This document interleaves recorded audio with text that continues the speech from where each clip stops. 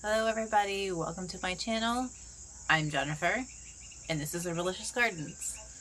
And today, or the next few videos, because I think this is going to be at least a part 2, part 3 type video, I'm going to be talking about Herbalicous Gardens. I'm going to tie Frannie's story into that because her story is kind of short. And then I really want to dive into like the whole like homesteading, backyard gardening, like people just like going, you know, balls deep and living off the land, and or people who live in more urban areas or suburban, or like me, I'm kind of right on the line of a city. Um, but I live in a place that used to be all farm. So, which there aren't too many farms left, but beside the point. So I really want to talk about that because I think that it's been so fascinating that in the last 4, almost 5 years, there's been so many people who have become more aware of what we're eating, how we're living, how things are done, and and what should be done, what needs to be done, and what's doing what's best for them or their family or their friends or the community and stuff like that. So I really, really would love to talk about that. And I would really love to hear from people who, you know, maybe you live out in the middle of nowhere, whether it's the mountains, whether it's northern New England, whether it's, Iowa, Utah, wherever you live. I want to really, really like dive into and hear all about how you started, like, or just anything, little tidbits. So, like, share, follow, whatever. I just really want to get into this. So let's see. Where should we start? Should we start with Herbalicous Gardens? I guess. So it's Herbalicous Gardens. I started. I love herbs. That's probably been, I think that's almost everyone's starting point is herbs. Mine in particular was lavender. I don't know why. I was just like, I need to grow lavender. And I remember one of the apartments I had, I think I was 19. I had this pot, and I think I tried to grow lavender, oregano, and some other herb in it, and it just did not work. But my love for gardening well, really my love for gardening and being outdoors came from my childhood. My grandfather on my father's side, my papa, had this huge garden, and I mean, I have old pictures of like bean towers and stuff like well before I was born. I think some of these pictures are in black and white. He was known for tomatoes, peaches, maybe even cherries. He always had cherries around. There was crab apples in the back, which I think the deer ate those. Raspberries. He had this huge raspberry bush, which I think mine is bigger than his. And my uncle Tony, who's his brother, also grew a lot of raspberries. And I was just always outdoors, even growing up, um, all the way up until I hit high school. I was always outdoors.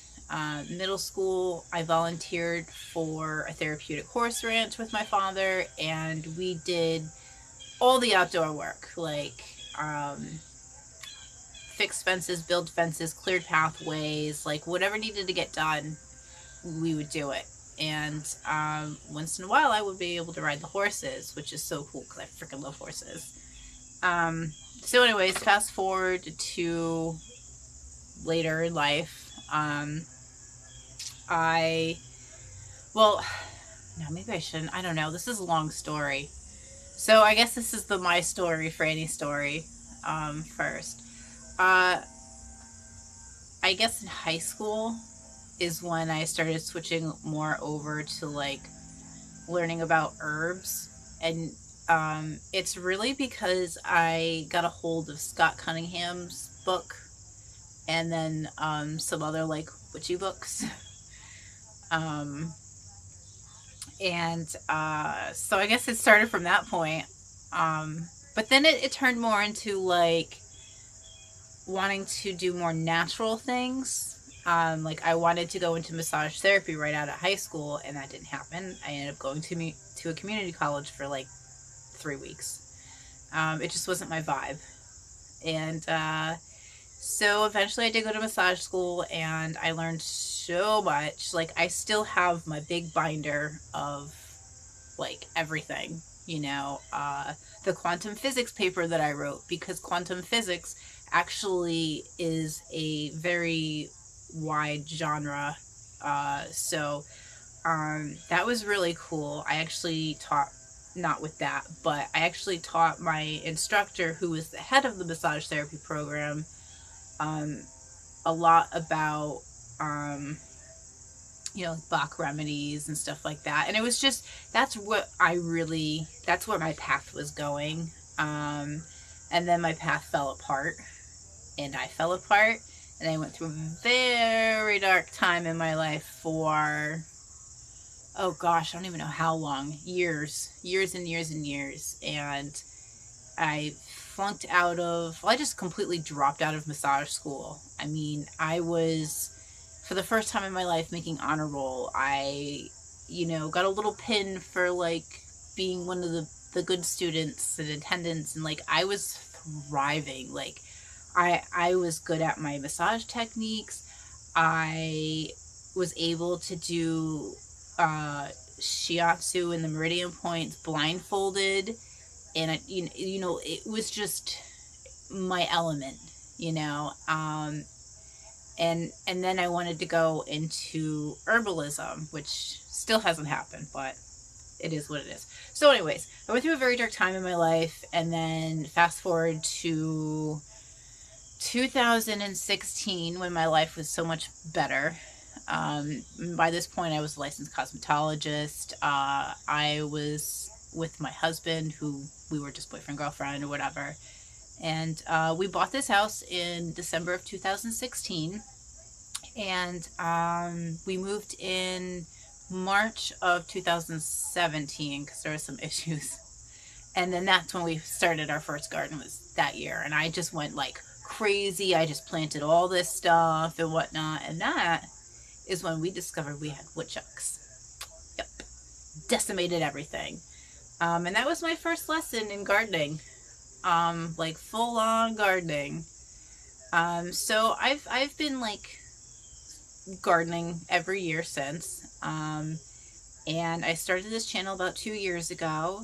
And I just thank you so much for following my antics, because I don't know what I'm doing. I mean, I know what, that sounded bad. I know what I'm doing, but I also don't know what I'm doing, if that makes sense. Because you're always learning. So, the last couple of years, we've really stepped up our game. We've expanded the garden so much in the last season or 2 seasons. And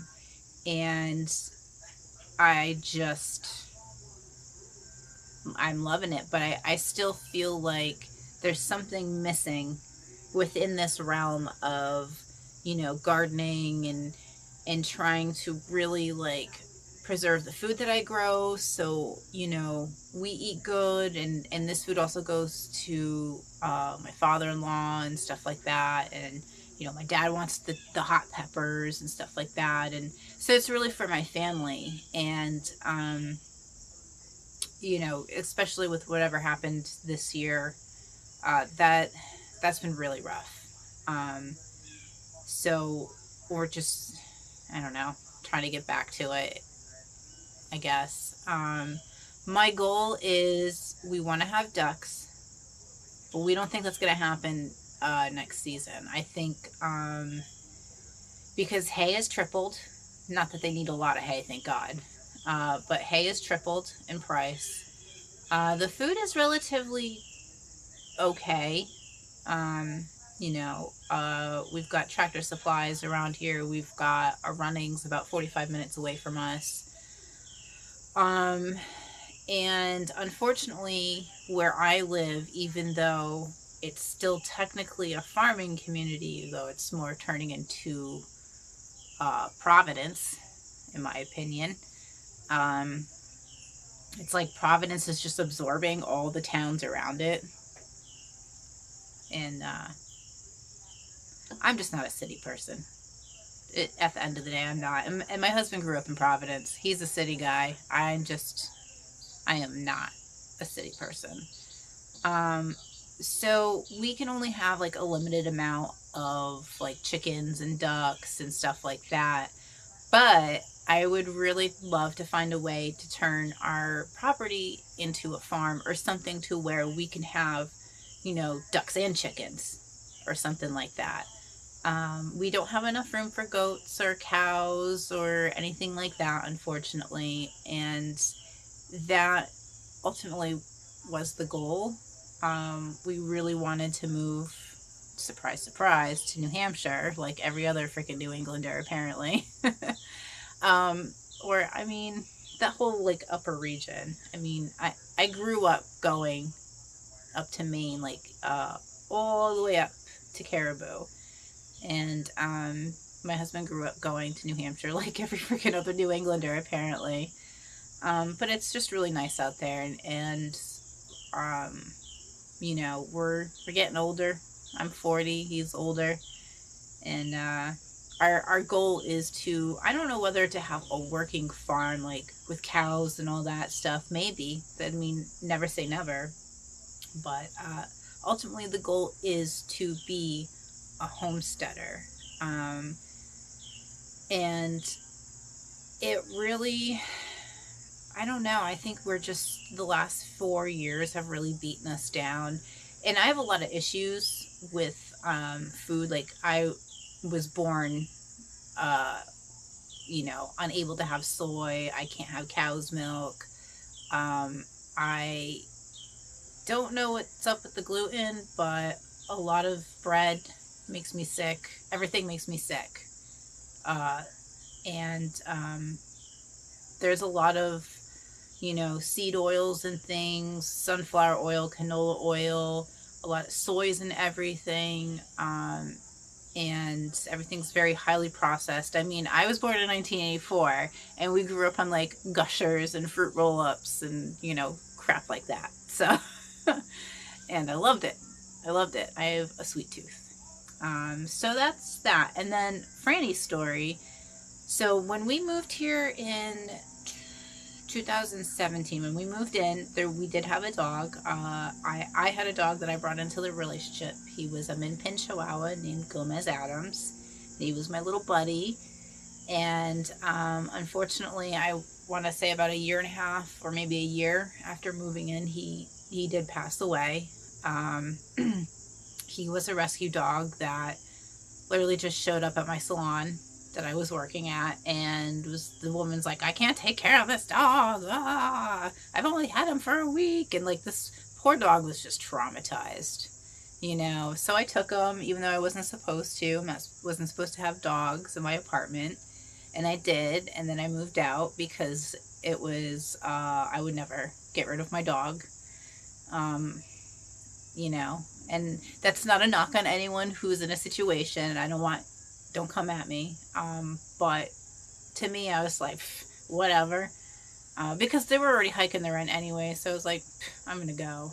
And then, so he passed away in July of 2019. And then in October of 2019, a friend of mine who actually encouraged me to start this channel, was like, hey, we got this dog, and I know you like weird broken things and whatnot, or whatever she said, however she put it, was kind of funny, quirky things or something, I don't know.